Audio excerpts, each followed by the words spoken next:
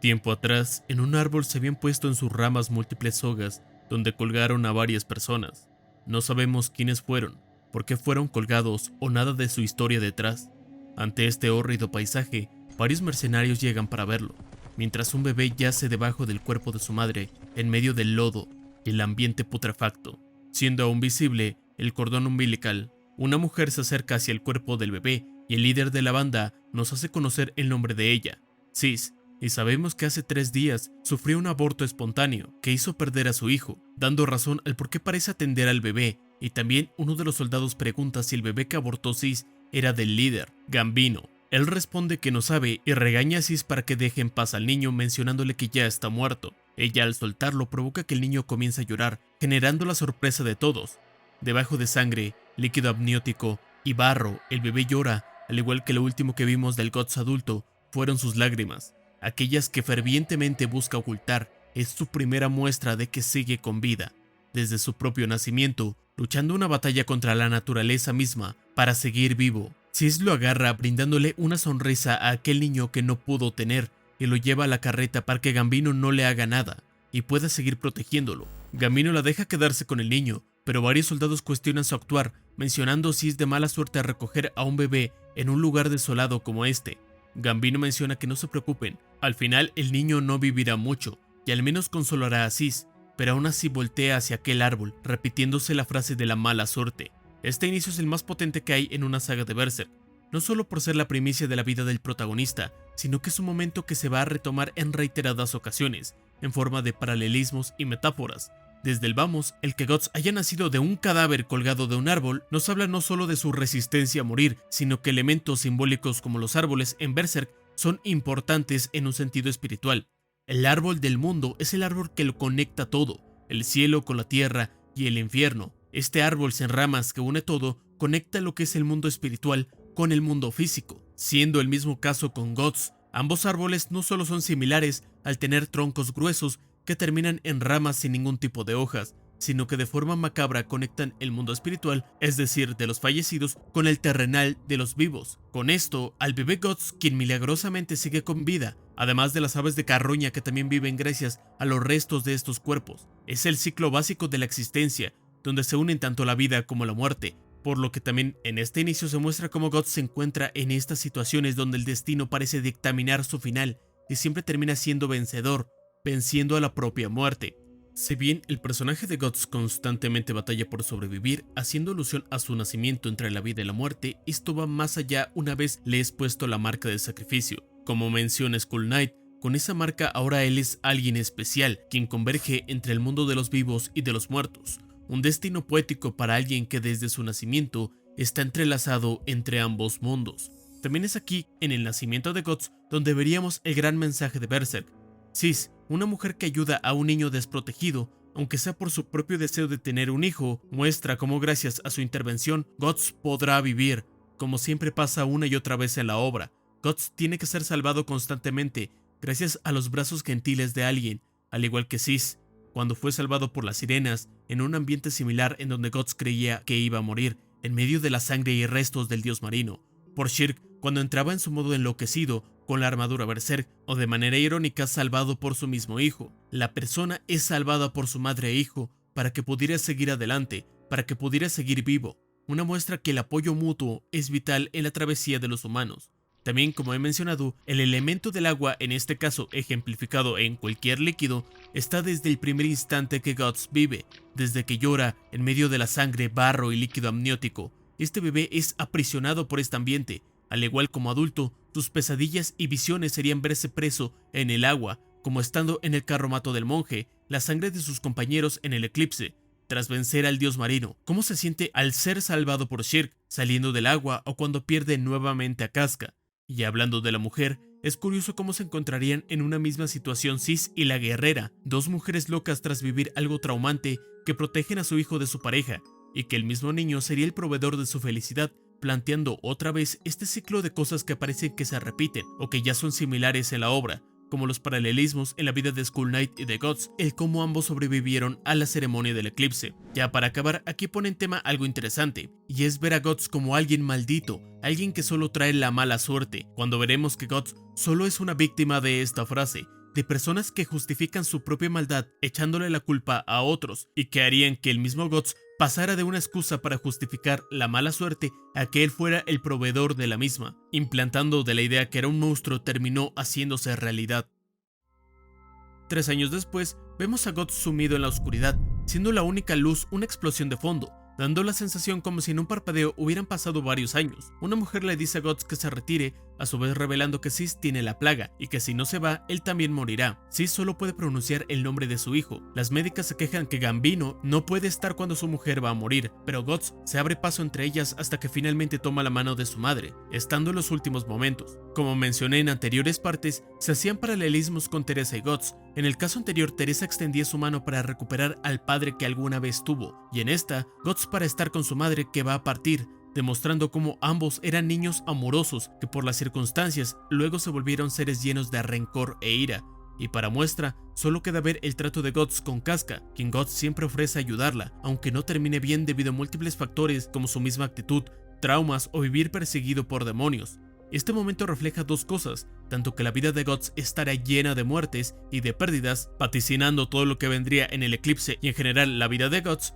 y también como su actitud desde pequeño siempre ha sido buena, reflejando que él fue víctima de las circunstancias por las que posteriormente se convertiría en sí mismo en un ser despreciable. Otros 3 años pasan y con la edad de 6, Guts en medio de una batalla se encarga de pasarle las armas a Gambino y presencia cómo su padre mata a un soldado y su cuerpo cae encima de él, reiterando cómo su vida está plagada de muertes, tanto de cercanos como de personas ajenas. Guts no termina de gritar cuando Gambino lo golpea y lo regaña por haberse tardado en darle la lanza. Otro grupo de enemigos cabalgan hacia ellos y Guts solo puede expresar un poco de odio en su mirar, causando que Gambino se pregunte el por qué lo mira así. Aquí vemos nuevamente la importancia de que el espadachín negro viniera antes que la Edad Dorada, ya que en la anterior saga se nos presentaron elementos que aquí le dan más peso a Guts, como en este caso la mirada. Donde posaba Guts la mirada revelaba mucho de su persona. Cuando trataba de disimular, miraba a la gente imponiéndose una personalidad dura. Cuando evitaba mirar a la gente, él reflejaba su verdadero sentir. Sus ojos eran los que no mentían. Podría decir que no le importaba la muerte de Vargas,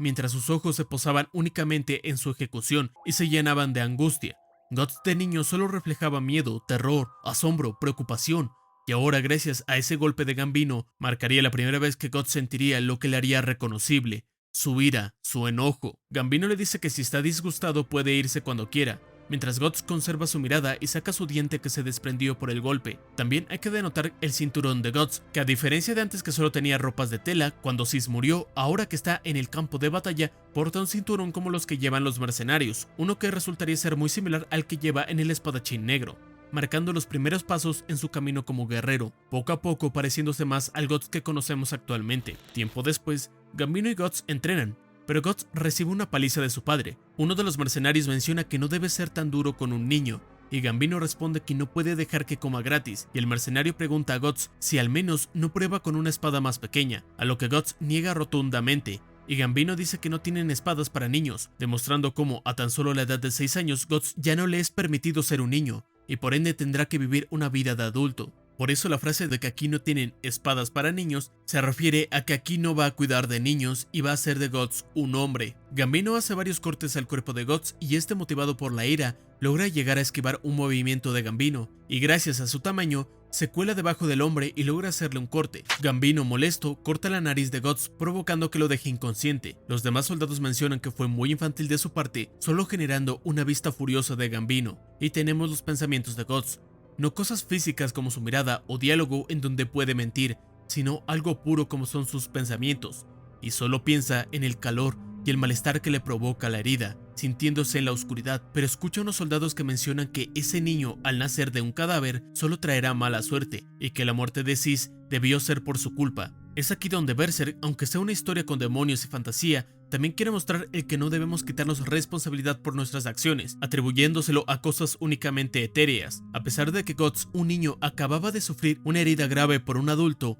la cual lo dejaría marcado de por vida y sería de sus rasgos más llamativos, prefieren hablar y echar la culpa al niño por la muerte de Sis en lugar de dar responsabilidad a Gambino y sus actitudes, ya que no solo no estuvo presente cuando su mujer estaba a punto de morir, sino que se refiere a ella como una puta, Por ende, alguien que no le importaba su propia mujer y que veía en ella poco más que una sexo servidora, debería tener más responsabilidad que al final terminara enferma que un niño que apenas y tiene las nociones del mundo, por lo que muchas desgracias que sufre Guts, como las de Gambino o Griffith, viene de parte de personas que no son capaces de asumir su responsabilidad por sus acciones, echándole la culpa a otros, como sería al propio Guts, cuando Griffith mencionó que es el único que lo desvió de su sueño. El niño, angustiado por la mención que él tuvo la culpa por la muerte de su madre, ve su espada, la agarra y se duerme junto a ella abrazándola, dándole calma y tranquilidad. Guts perdió a su madre, solo recibe maltrato de su padre y los soldados lo ven como un conjurador de mala suerte. Pero su espada es lo único que le brinda protección, una espada que hasta siendo un adulto,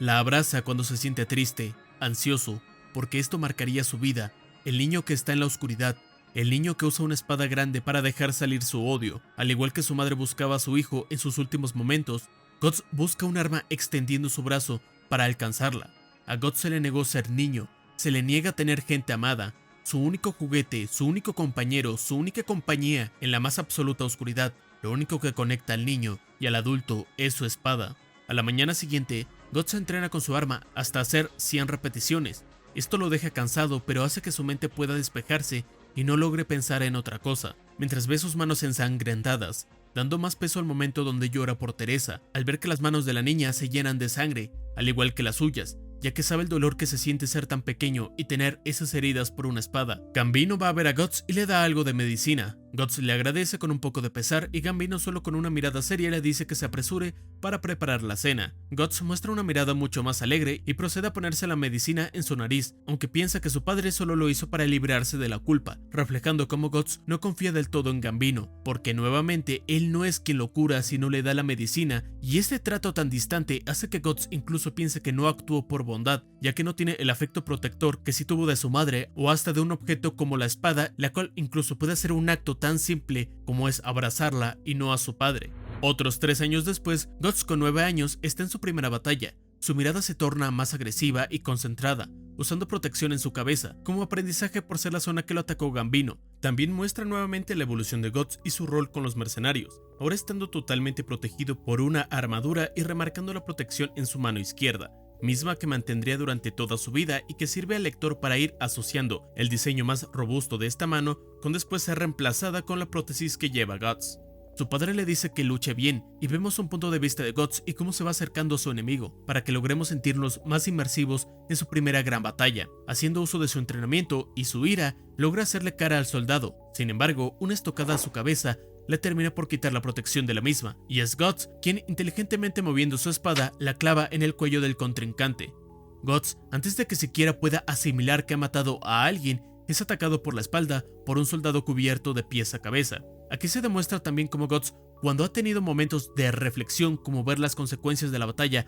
o al primer ser humano que mató, es interrumpido abruptamente, haciendo que no tenga tiempo para pensar. Por eso, para el personaje, el matar no significa nada, porque al instante que duda o piensa en el campo de batalla puedes morir, pueden golpearte, lastimarte. Gambino salva a Guts al matar al tipo que lo había atacado y le dice que se mueva rápido y que no se quede parado tras matar a uno, dando otro matiz más. Si la única persona a la cual Guts tiene como guía moral le dice que no debe pararse en el campo de batalla tras matar a alguien, termina todo el miedo o reflexión que hay en el propio personaje, porque lo importante es luchar y seguir con vida. Guts retoma la lucha y al finalizar les dan la recompensa a los mercenarios, y el pequeño niño se lo entrega a Gambino, quien lo felicita y el niño le da una sonrisa algo nerviosa. Finalmente ha sido reconocido por su padre, aquí siendo una escena bastante bonita, pero a la vez algo oscura, porque mientras Guts se siente feliz porque su padre reconozca su esfuerzo y hasta le dé una moneda, reflejando que finalmente puede confiar en él y tener aunque sea un contacto más humano, quitándose ese prejuicio de que actuaba por culpa o que es lo mismo por interés propio. Sin embargo, no es capaz aún de razonar que Gambino se gasta el dinero que Guts le costó en obtener para contratar a una prostituta, reflejando no solo la mente retorcida de Gambino, sino la inocencia de Guts al dejar que su felicidad abrume todo lo demás. Sin embargo, un hombre llamado Donovan llega con Gambino. Guts, en medio de la noche, como si fuera un presentimiento, dice que jamás puede parar de temblar cada que llega esa hora, también dando razón a cómo Guts soporta tantos días sin dormir o durmiendo muy mal en su etapa de espadachín negro, ya que desde niño él sufría constantemente por un sueño irregular. Donovan se adentra a la tienda como una figura macabra y ataca al Guts niño, que sin pensarlo dos veces va por su espada, una espada que no puede alcanzar, demostrando cómo no solo es un símbolo de protección, sino también de esperanza para Guts, un niño nacido desde la muerte, de un niño que solo está a punto de presenciar las peores cosas que el hombre puede dar. Inicia así la historia de Guts, el niño que entre tanta oscuridad, entre tanta muerte, busca protección en su espada, la única cosa con la que puede contar para sobrevivir a la más profunda oscuridad. Recuerda, Dios nos pone un destino, pero es el humano quien lo escoge. Ve y presencia con tus ojos el significado que este encuentro traerá para ti.